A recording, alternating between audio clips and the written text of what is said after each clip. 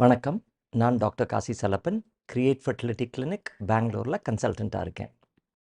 இன்னைக்கு நம்ம பேச போற டாபிக் வந்து எம்ப்ரியோ ட்ரான்ஸ்ஃபருக்கு அப்புறமா நம்ம என்னென்ன ப்ரிகாஷன்ஸ் எடுக்கணும் அப்படிங்கிறத பத்தினது. அதே நேரத்தில இது வந்து ஏர்லி பிரெக்னன்சிக்கும் ஓரளவுக்கு பொருந்தும்.